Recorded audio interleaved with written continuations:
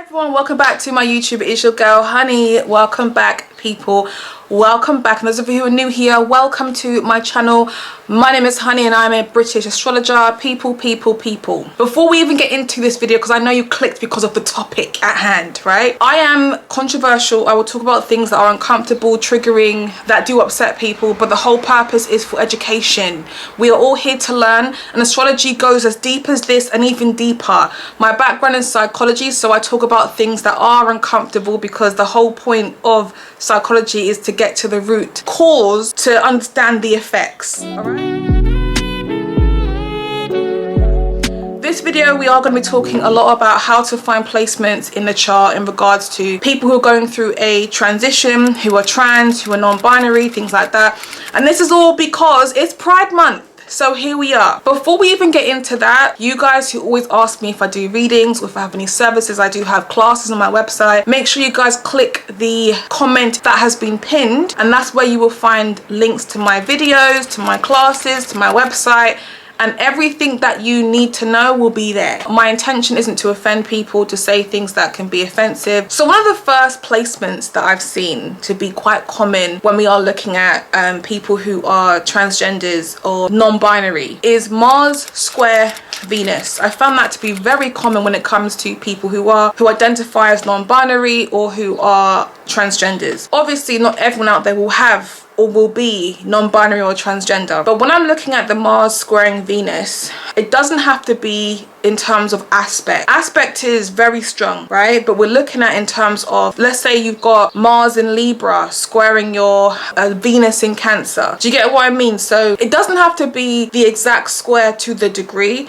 It can just be the fact that you have it in those signs. So signs that tend to square, Venus in Cancer squaring Mars in Libra, they don't aspect each other, but they still are in signs that square. So we're talking about the Mars and the Venus in the signs that square, or even the Mars and the Venus in the signs that square but are still an aspect to each other. Either way, doesn't matter. That's something that tends to be quite a telltale sign. For example, Demi Lovato, she has identified as being non-binary, and she happens to have the one that's most common. And I think she's got her Venus in Virgo and her Mars in Gemini. Mercury is the biggest telltale sign. What's so crazy is the other day I met this guy. He was a salesman and I was just buying something from him, and he had the Mercury symbol on his finger, and I was like, straight away I goes, oh, what's that on your finger? He goes to me, oh, I got this on holiday, on a boy's holiday. I didn't know what it meant at the time, but I found out when I got back that it means not man or woman, but it means that you've got either male or female parts or no male or female parts. And I was like, wow, that's really good. I goes, I'm an astrologer actually. And we got into a conversation about it, and it was so crazy because he was also working in sales. He had worked for a train company before, car companies. He sold cars and he's always talking to people. And I just thought, wow, you know, astrology is crazy that you got that Mercury symbol tattooed on your finger, which also links you to what you do for a living. My point is, Mercury, it tends to be very influential when we're looking at the LGBTQ plus community. Predominantly we're talking about transgenders and non-binary. So as I was saying before, Demi Lovato, whatever her name is, she has her Venus and her Mars in the Mercury signs. And when you have it in Mercury signs, remember, Mercury is a planet that doesn't necessarily identify with man or woman. It's non-binary. So to have your Mars and Venus in those signs, part of you may not feel like you belong in your physical body, that you identify with your gender, or do you know what I mean? Like, there's going to be that feeling of, I need to question this. Mercury is questions. Mercury doesn't always feel comfortable in the initial environment. So for her especially, and for a lot of trans people that I've read for and also researched, I always see Mars square Venus. If it's Mars in Gemini, it's Venus in Virgo, or vice versa. Those tend to be the most common. Even Caitlyn Jenner has her Venus and Mars not in aspect, but the signs are squaring each other. And also I think she has her Mars at 0 degrees. I forgot what sign it is, but 0 degrees as well. 0 degrees Mars or 0 degree Venus tends to be quite common as well. And this is the same for Elliot Page. He's also got the Venus square Mars out of aspect. So in signs, I think it's the Venus in Aries and the Mars in Capricorn.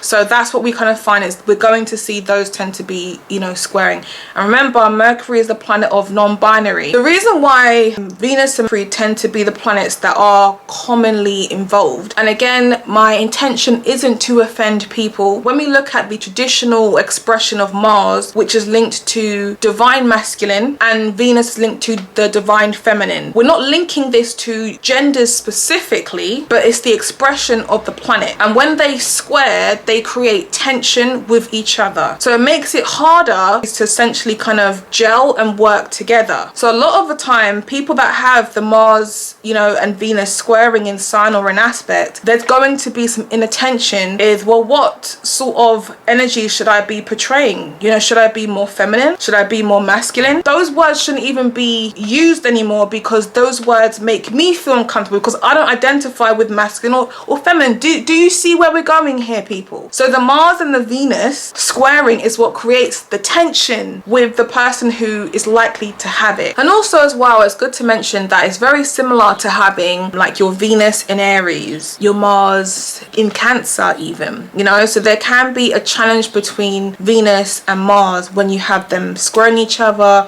and if they are in divine feminine or divine masculine signs. And again, we're not talking about gender, we're literally talking about the expression of what the energies sort of represent, and they're both equally important for everybody. So to have that square, you are someone who needs to work on finding that balance, and some people find that balance through going through a transition or not wanting to identify with the energy at all. So identifying as non-binary. Now, as we were talking before about Mercury being a huge influence, Mercury rules Virgo, Gemini energy.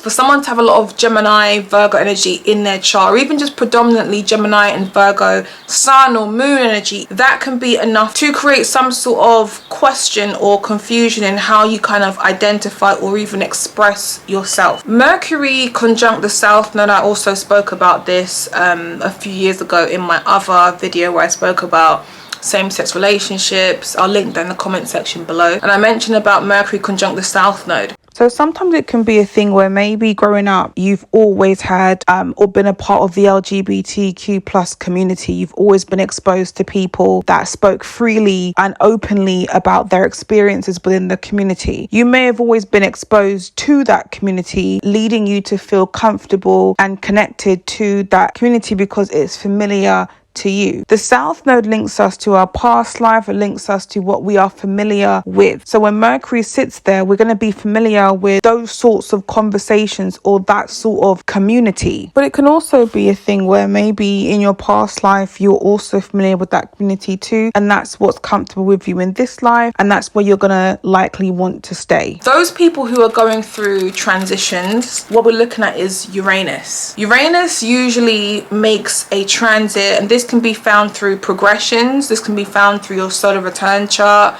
through transits over your natal chart as well. But when Uranus is crossing over the ascendant, when it's crossing over your sun, one thing about Uranus on the sun, honey, I've had that and it was wild. But Uranus is, look, I want to be my authentic self. I want to be who I want to be. I want to dress how I want to dress. If I want to shave my hair, I want to shave my hair off. I want to be me. It's like I'm owning my body again.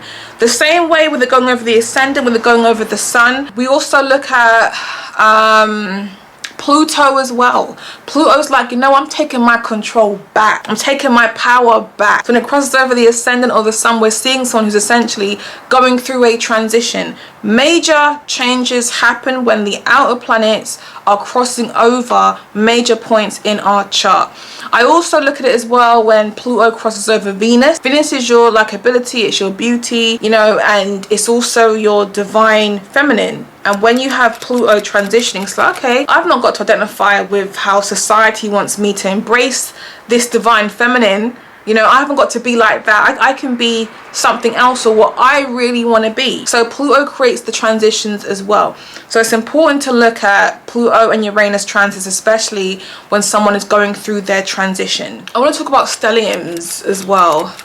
Aquarius stelliums, especially if Saturn is in challenging aspect with Aquarius, and this can be things like, I'm talking more about in conjunction, I'm thinking about something else as well. But Aquarius stelliums not having a very strong sexual desire to date people or to be intimate with people, having like mental connections with people, we see that to be quite common, or even, let's say, even accepted, you know, as to who they are, who they feel that they are. And we can also see that for people who go through transitions or who want to identify as non-binary. Aries stelliums, oh my god, Aries stelliums, especially if you have like a Saturn in Aries, Saturn in the first house, these people feel as though, and let me just say this, yeah, especially if you're a woman who's got like an Aries stellium and you have always been called or told, God, you're so masculine, oh my god.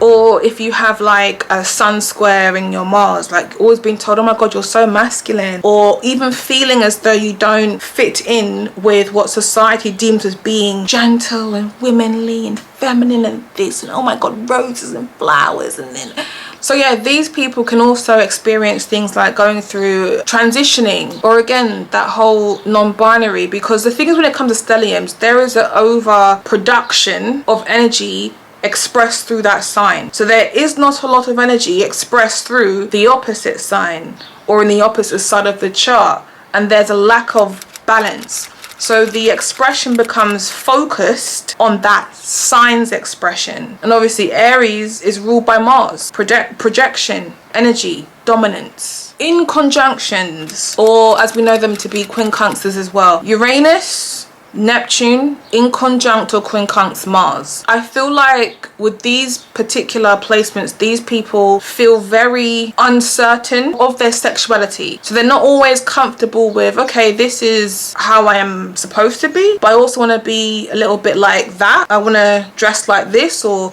date these sort of people, but should I be doing that? There's a lot of questioning, and the inconjunctions create this out of balance aspect that makes it very challenging to fully process and receive the energy, for it to just be natural and just flow without the questioning. Should I, do you know what I mean? So a lot of the time these people do struggle with wanting to identify in a certain way but not feeling as though they can. So people, that is my video on finding non-binary transgenders in astrology. You guys can find me at honeysastro.com. I hope you guys have enjoyed the video. Any suggestions on uncomfortable topics or subjects that could be triggering, leave it in the comment section below and I will be sure to add it to my to-do list. All right, I will see you guys soon, people. Take care. Bye.